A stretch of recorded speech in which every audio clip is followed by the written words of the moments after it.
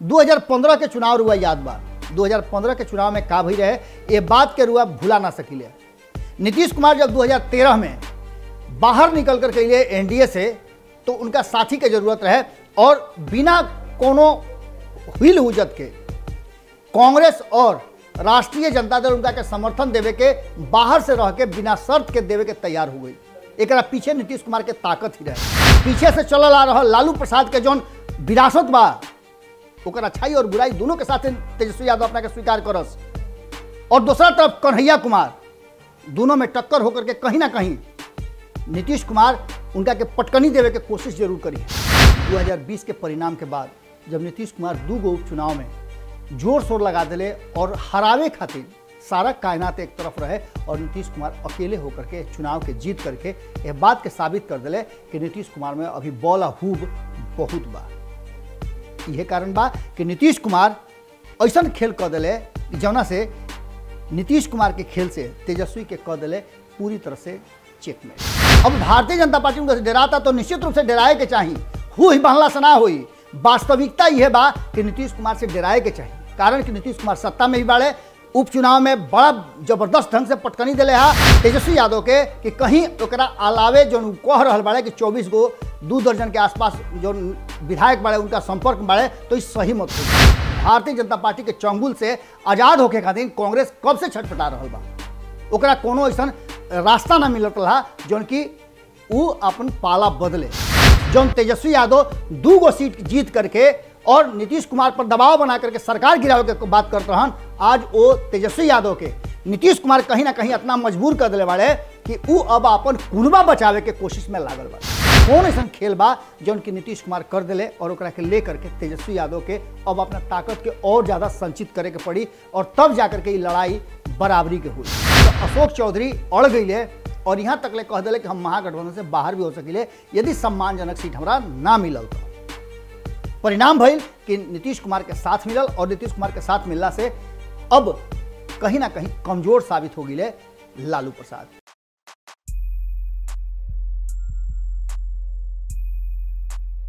सियासी चिड़ै के कोनो ठिकाना ना होला, सियासी चिड़ै के कोनो ठिकाना ना होला, इनकर कोनो अस्थाई घर आ घराना ना होला, इनकर कोनो अस्थाई घर आ घराना ना होला। बड़ी मौका परस्त होले, बड़ी मौका परस्त होले एह कुनबा के लोग, बड़ी मौका परस्त होले एह कुनबा के लोग। गलैचा खातिर इनकर बर बयाना होला। गोड़ातनी हेरा से अभिनंदन बरुआ लोग के अपना कार्यक्रम जना के नाम है खूटा ठोक के। लगातार रुआ लोग से बिहार के राजनीति के अलग अलग चर्चा, अलग अलग विषय और अलग अलग राजनीतिक माहौल के लेकर के बात चर्चा कर रहा बनी, विश्लेषण कर रहा बनी और एकरा के खूटा ठोक पर बृहद रूप में विस्तृत रूप में करतनी। भारत लाइव पर विशेष खबर और एकरा साथ साथ अन्य खबर रुआ लोग के भेटाता, लेकिन ओकरा के साथे साथे एक बात रुआ लोग मान के चली, आई परिस्थिति भी रुआ जानता नहीं कि कौना कारण से खूटा ठोक के हमनी के अलग करे के पड़ल। लेकिन यह जौन क्षेत्रीय भाषा के जौन चैनल रुआ लोग तक पहुँचा रहा बनी जा, ओकरा में रुआ लोग से निहोरा लगातार हम करतनी कि रुआ मैथिली मगही बज्जिका अंगिका जौना भी भाषा के बानी आई सब है आपन बात यह मंच पर रखी सब है। बहुत जल्दी खूटा ठोक पर एक विश्लेषण के अलावे और भी खबर ले आवे का हमारा प्रयास जारी बा। बहुत जल्दी रुआ लोग के सामने और भी खबर आई, लेकिन आज जौन विषय लेकर रुआ लोग के सामने आयल बनी, आज जौना पर चर्चा हम करब और जौन छान छुन के उठा फटक के रुआ खातिर ले आयल बनी, ओकरा में कहीं ना कहीं नीतीश कुमार केंद्र बिंदु में बाड़े और नीतीश कुमार केंद्र बिंदु में रहबो ना करस, ऐसा हो ना सकेला। कारण कि बिहार के राजनीति में लगातार पिछला 16 साल से नीतीश कुमार ट्रेंड करता रहे और नीतीश कुमार अपन शक्ति संचय करके शक्ति के प्रदर्शित करे के जब मौका आवेला तब ना घड़ी वो बड़ा मजबूती के साथ अपन ताकत दिखावेले। हाल फिलहाल में 2020 के परिणाम के बाद जब नीतीश कुमार 2 गो उपचुनाव में जोर शोर लगा दिले और हरावे खातिर सारा कायनात एक तरफ रहे और नीतीश कुमार अकेले होकर के चुनाव के जीत करके यह बात के साबित कर दिले कि नीतीश कुमार में अभी बौला हूब बहुत बा। यह कारण बा कि नीतीश कुमार ऐसा खेल कर दिले जौना से नीतीश कुमार के खेल से तेजस्वी के कर दिले पूरी तरह से चेकमेट। अब एक पीछे कारण का बा, जौन तेजस्वी यादव आज से कुछ दिन पहले चुनाव के ठीक पहले, चुनाव के प्रचार तक ये बात के दावा करते रहन कि जैसे वो 2 सीट उनका बेटाई, वो सीट के साथे वो सरकार पलट दी हैं। लालू प्रसाद अइले और कहले कि हम आइल बने विसर्जन करे खातिर, लेकिन नीतीश कुमार ऐसा स्थिति कर दिले कि तेजस्वी से कही दिले नीतीश कुमार ऐसा खेल बरियार कि नीतीश कुमार के अब हरावे खातिर तेजस्वी यादव के बहुत ज़्यादा ताकत के संजोए के पड़ी। ए विषय के विश्लेषण हमनी के चली जा खूटा ठोक पर करतनी और खूटा ठोक पर पूरा लेके आइल बानी जौन की अलग अलग राजनीतिक दल से होके, राजनीतिक नेता लोग से होके, और फिर नीतीश कुमार के शक्ति संचय के कैसे दावा कल जाता ओकरो बारे में रुआ लोग के बताई। और तेजस्वी यादव इतना सब कुछ कैला के बाद, युवा होके के बावजूद, इतना ताकत उनका मिलने के बावजूद भी आखिर नीतीश कुमार के सामने जब आवता रहे तो बौना काहे साबित होता रहे। एकरा साथ साथ और भी बहुत सारा ऐसा बात बा जौन की रुआ लोग के जानल जरूरी बा। और बार बार जे नीतीश कुमार के मुख्यमंत्री के रूप में देखल चाहता, बिहार के युवा बाड़े, उनका में पोटेंशियल बा, ताकत बा, शक्ति बा, लालू प्रसाद के बहुत पुराना लेगेसी चलल आ रहा बा, ये सब के लेकर के भी तेजस्वी यादव सत्ता के करीब काहे निकट पहुंचत, ओकर विश्लेषण आज रुआ लोग के सामने रखे जा रहा बनी। तो जैसन के रुआ लोग से बातचीत कैले रहनी है वो अनुसार अब खूंटा ठोक पर यह विषय के लेकर के कि आखिर कौन ऐसा खेल बा जौन की नीतीश कुमार कर दिले और ओकरा के लेकर के तेजस्वी यादव के अब अपना ताकत के और ज़्यादा संचित करे के पड़ी और तब जाकर के ये लड़ाई बराबरी के हुई। वर्तमान परिस्थिति में जब 2020 के चुनाव भइल तो नीतीश कुमार बड़ा परेशानी में रहन, असहज रहन और कहल जाता है कि नीतीश कुमार के सरकार गिर जाई। हालांकि नीतीश कुमार मुख्यमंत्री के कुर्सी तक जरूर पहुंचले और भारतीय जनता पार्टी के वादा के अनुसार उनका कुर्सी बैठावे के पड़ल, लेकिन नीतीश कुमार यह बात के लेकर के कि अब उनका कौना रास्ता में चले के बा, कारण कि उनका संगे घात हो गई रहे, जो साथे लोग चलत रहे, जो उनका मित्र रहे, जो उनका गठबंधन के साथी लोग रहे, उनके संगे घात भइल। विपक्ष तो विपक्ष है। ये सारा बात के लेकर के नीतीश कुमार अपन तैयारी शुरू कर दिले और इस तैयारी में नीतीश कुमार अपना 43 सीट के जब 41 भइल, 2 विधायक उनकर इंतकाल भइला के बाद उनकर सीट घटल तो दावा होखे लागल कि नीतीश कुमार के अब दिन औरा गई और उनका के सत्ता से बेदखल कर दिया। भारतीय जनता पार्टी यह बात के खूब बढ़िया से जानता रहा कि नीतीश कुमार इतना कमजोर नहीं खन, कारण कि नीतीश कुमार के कई हाली आजमावे के कोशिश कैलस और जब जब आजमाइलस तब तब नीतीश कुमार दुगना ताकत से खड़ा होकर सामने आइले। इस सारा स्थिति के बाद अब वर्तमान परिस्थिति में जो दावा 110 सीट और 5 गो सीट AIM वाला लेकर के 115 सीट के दावा करके और संगे संगे उपचुनाव में 2 गो सीट जीत करके 117 सीट करके मात्र 5 सीट सत्ता से दूर रहे वाला और पूरा आंकड़ा बैठा करके जदयू तक के तूरे के बात करे वाला तेजस्वी यादव अचानक से अपना 75 के 75 सीट पर टिक गई और नीतीश कुमार के सीट अचानक इतना कैसे बढ़ गई, इतना ताकत उनका कैसे आ गई। तो एक पीछे हुआ तनी मनी पीछे जाए के पड़ी। 2015 के चुनाव रुआ याद बा, 2015 के चुनाव में का भई रहे ये बात के रुआ भुला ना सकिले। नीतीश कुमार जब 2013 में बाहर निकल कर के लिए NDA से तो उनका साथी के जरूरत रहे और बिना कोनो हिल हुजत के कांग्रेस और राष्ट्रीय जनता दल उनका के समर्थन देवे के बाहर से रह के बिना शर्त के देवे के तैयार हो गई।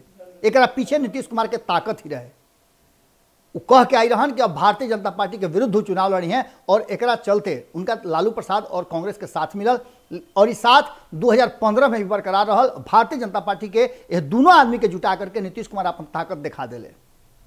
लेकिन एकरा साथे साथे एक और बात भई रहे कि जब महागठबंधन के निर्माण भइल तो लालू प्रसाद तब भी समझत रहन कि कांग्रेस के वो अपना दबाव में, अपना दायरा में रख ली हैं, लेकिन ऐसा भइल ना। अशोक चौधरी ओघरी रहन अध्यक्ष और अशोक चौधरी यह बात के बढ़िया से जानते रहन और कांग्रेस भी जानते रहे कि नीतीश कुमार के साथे सट के रहला में ज़्यादा फायदा बा। बात उहे भइल और जब सीट शेयरिंग के समझौता होखे लागल तो अशोक चौधरी अड़ गईले और यहाँ तक ले कह दिले कि हम महागठबंधन से बाहर भी हो सकिले यदि सम्मानजनक सीट हमरा ना मिलल तो।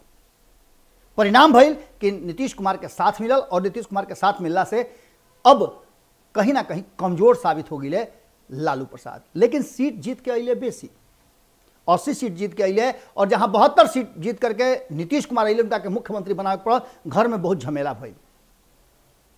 एक बाद ही सरकार ना चलल, 2017 में अलग भइले और तब से रणनीति जौन बा नीतीश कुमार बनावत चल गए। यह बात के उनका 2015 से 2017 के बीच में बुझा गई रहे कि तेजस्वी यादव के ज़्यादा साथे लेके चलब, ज़्यादा छूट देव तो उनका खातिर घात हो जाई हैं, और तब तेजस्वी यादव के बैकफुट पर ले जाए खातिर वो तैयारी अपन शुरू कर दिले।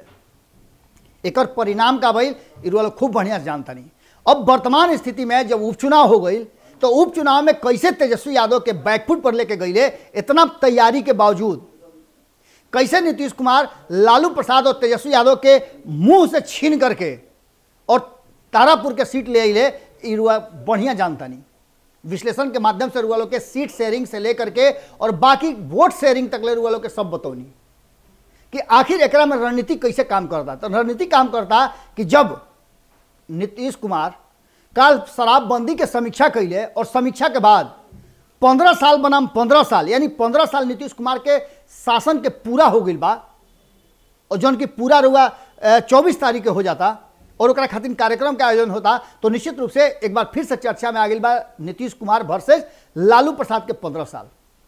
और ये 15 साल में नीतीश कुमार के सुशासन के दिखावे खातिर हर प्रयास होता। रुआ नहीं देख ले तो रुआ जाई भारत लाइव पर देख के रुआ बताई कि हाँ कैसे नीतीश कुमार तैयारी के लिए बढ़ा और कैसे पूरा जो स्थिति बा अपना पक्ष में करे खातिर और जनता के बीच में संदेश पहुंचावे खातिर अपन तैयारी कर ले बाड़े। एकरा में लालू वर्सेस नीतीश से खाली फिर 15 साल बनाम 15 साल हुई, जो कि पहले रुआ देख चुकल बानी। चुनाव से पहले भी स्थिति लगभग यह रहे। इस सारा बात के अगर कटघरा में रखी रुआ कसौटी पर कसी तो निश्चित रूप से अजीत शर्मा के बाद जब भारत लाइव के रिपोर्टर उनका से पूछले तो सीधे तौर पे जवाब दिले कि नीतीश कुमार के जीरो ना कह सकिले। नीतीश कुमार सड़क बनौले बाड़े, लेकिन सड़क के जौन क्वालिटी बा ओकरा पर बहस हो सकेला। नीतीश कुमार शराबबंदी कैले बाड़े, लेकिन शराबबंदी के पूरी तरह से लागू करे के तरीका हो सकेला। ई कहल ना जा सकेला कि नीतीश कुमार 15 साल में कुछ ना कैले, लेकिन अभी बहुत कुछ करे के बा। एकरा मतलब बा कि सीधे तौर पे कहीं ना कहीं कांग्रेस के सॉफ्ट कॉर्नर नीतीश कुमार के तरफ बा। भारतीय जनता पार्टी के चंगुल से आजाद होके खातिर कांग्रेस कब से छटपटा रहल बा, ओकरा कोनो ऐसा रास्ता ना मिलत रहा जौन कि वो अपन पाला बदले। मजबूरी में नीतीश कुमार के चूंकि वो एनडीए में बाड़न, एह चलते भारतीय जनता पार्टी के साथ बाड़न, ऐसे कांग्रेस उजा ना जा सकेले। लेकिन जैसे ही स्थिति जो बन रहा बा और जो बार बार वो लोग बता रहा बानी कि हो सकेला कि नीतीश कुमार जौना रास्ता से चल रहा बड़े अपन शक्ति संचय करके और अपन पावर दिखौले है, वो पावर के नतीजा यह कि उत्तर प्रदेश में बुलाहटा दे रहा बड़ुए उनका के भारतीय जनता पार्टी कि आओ हमारा संगे चुनाव लड़ा, जो कि काल तकले उपचुनाव के पहले तकले कहते रहे कि हम केहू से समझौता ना करब। अब यह सब स्थिति के लेकर के अजीत शर्मा के रुआ बात समझ लेनी। उपचुनाव के ठीक पहले कांग्रेस के विद्रोह जौन कि अपन सबसे मजबूत साथी रहा राष्ट्रीय जनता दल, ओकरा के देख लेनी। और एकरा में भी कहल जा रहा बा कि कहीं ना कहीं नीतीश कुमार के रणनीति बा। नीतीश कुमार तेजस्वी यादव के बैकफुट पर ले जाए खातिर कांग्रेस के उनका से अलग कर ले और अलग होते 19 गो जो सीट बा उ उन्हें चल जाते हुए नीतीश के तरफ। नीतीश कुमार पहले ही यह बात के बेरी बेरी कांग्रेस के भी संदेशा पहुंचावत है कि भाई हो 12-13 गो हमारा संगे जुड़ल बड़े तहार, कबो हमारा पाला में आ सकेले। अब यह डर से होके या फिर रणनीति के अनुसार होके कांग्रेस मजबूर होकर के 19 गो सीट लेकर के नीतीश कुमार के साथ भजन कीर्तन गावे खातिर तैयार नजर बा। लेकिन एकरा में शर्त बा कि वो भारतीय जनता पार्टी से अलग होखस, और एक अलग होते रुआ समझ ली कि वामपंथी के भी 16 गो सीट उनका भेटा जाई और संगे संगे AIMIM के सीट भी भेटा जाई। कारण कि AIMIM चुनाव लड़ रहे उपेंद्र कुशवाहा के साथे उनका गठबंधन में। उपेंद्र कुशवाहा से आज भी वो लोग के संपर्क बढ़ले बा। ये सारा बात के लेकर के कहीं ना कहीं जौन तेजस्वी यादव 2 गो सीट जीत करके और नीतीश कुमार पर दबाव बना करके सरकार गिरावे के बात करते रहन, आज वो तेजस्वी यादव के नीतीश कुमार कहीं ना कहीं इतना मजबूर कर दिले वाले कि वो अब अपन कुनबा बचावे के कोशिश में लागल वाले। यहां तक ले जदयू के तरफ से कहल जा रहा बार बार कि तेजस्वी यादव के लगभग 2 दर्जन से ज्यादा विधायक संपर्क में बाड़े नीतीश कुमार के। कारण कि वो लोग के अब एहसास हो रहा बा धीरे धीरे जौन की राजनीतिक चर्चा भीतरे भीतर चल रहा बा। चाह पान घुगनी लिट्टी के दुकान पर हुआ सुनी तो चर्चा चल रहा बा कि नीतीश कुमार इतना ज्यादा अपना के ताकतवर बना ले कि कहीं ना कहीं अब भारतीय जनता पार्टी उनका डराता तो निश्चित रूप से डराए के चाहिए। ही बनला से ना हुई, वास्तविकता यह बा कि नीतीश कुमार से डराए के चाहिए। कारण कि नीतीश कुमार सत्ता में भी बाड़े, उपचुनाव में बड़ा जबरदस्त ढंग से पटकनी दिले है, और ऐसा स्थिति में अगर वो कहत रहे तो निश्चित रूप से यह बात के सोचे के पड़ी तेजस्वी यादव के कि कहीं ओकरा अलावे जो कह रहा बाड़े कि 24 गो 2 दर्जन के आसपास जो विधायक बाड़े उनका संपर्क बाड़े, तो इस सही मत हो जाए। हम याद कराओ तनी कि लालू प्रसाद भले ही हंसी मजाक हंसी ठिठोली में कह दिले कस, लेकिन भगचोनहर कहते भक्त चरणदास जो उनकी बिहार कांग्रेस के प्रभारी बाड़े, उनका हैजा लागल बा करेजा में, वह बात के भुलाए के तैयार नहीं खन। और एक संगे संगे मदन मोहन झा, उनको के जौन सम्मान मिले के चाहिए सम्मान नहीं के मिलत, कहीं ना कहीं राष्ट्रीय जनता दल उनका के पिछुती करके रखा था। एक साथ साथ कन्हैया कुमार के एंट्री रुआ समझता नहीं कि जब जब तेजस्वी यादव एक मंच पर हुई हैं, दूसरा मंच पर कन्हैया कुमार हुई हैं, तो रुआ समझी कि भले पीछे से चलल आ रहा लालू प्रसाद के जौन विरासत बा, ओकर अच्छाई और बुराई दोनों के साथ तेजस्वी यादव अपना के स्वीकार करस, और दूसरा तरफ कन्हैया कुमार, दोनों में टक्कर होकर के कहीं ना कहीं नीतीश कुमार उनका के पटकनी देवे के कोशिश जरूर करी है। और कन्हैया कुमार अकेले का है, उनका साथे साथे जिग्नेश मेवानी बाड़े, हार्दिक पटेल बाड़े, ये लोग के भुलाई। जहां एक तरफ युवा के लड़ाई चल रहा बा, ओइजे नीतीश कुमार ऐसा रणनीति बना रहा बाड़े जौना से कि तेजस्वी यादव के गोड़ में पैकड़ लगा देस। अभी पैकड़ से उनका के छोड़ाई के जे इर्द गिर्द दायरा बना के लोग बा, चक्रव्यूह बना करके उनका बस में ही बा। अगर बा तो जवाब चाहिए, और जवाब रुआ लोग के कमेंट बॉक्स में लिखे के पड़ी। अगर रुआ नीतीश के समर्थक बानी, तेजस्वी के समर्थक बानी, कांग्रेस के समर्थक बानी, चिराग के समर्थक बानी, या फिर कन्हैया कुमार के समर्थक बानी, भारतीय जनता पार्टी के समर्थक बानी, ये पूरे विश्लेषण में रुआ लोग के विचार चाहिए कि रुआ लोग बिहार के वर्तमान राजनीतिक परिस्थिति जौन बा ओकरा में कहाँ देख रहा बानी। अगर भारतीय जनता पार्टी से रुआ बानी तो रुआ बता सकिले कि नीतीश कुमार के पीछे पीछे रुआ काहे चलता नहीं। अगर रुआ तेजस्वी यादव के समर्थक हैं तो ये रुआ बताई ना कि रुआ वोट दिले नहीं। ये मत कहो कि एने उन्हें कह ले है, घाल मेल कह ले है, बेईमानी क के सीट पर आ गई है, तो रुआ कहने बेईमानी कर लेनी। ये बताएं कि रणनीतिक रूप से तेजस्वी यादव के लगे उस ताकत आ गई बा जो लालू प्रसाद के समकक्ष बा। क्यों? कारण कि लालू प्रसाद ऐसा नेता ही नीतीश कुमार के टक्कर दे सकेला, ओकरा के पूरा करे ओकरा में बने में लालू प्रसाद तेजस्वी यादव का भी वक्त लागी। आज के खूटा टोक में एजे रुआ लोग से विदा लेता नहीं, कल फिर मुलाकात हुई, गोड़ लागत।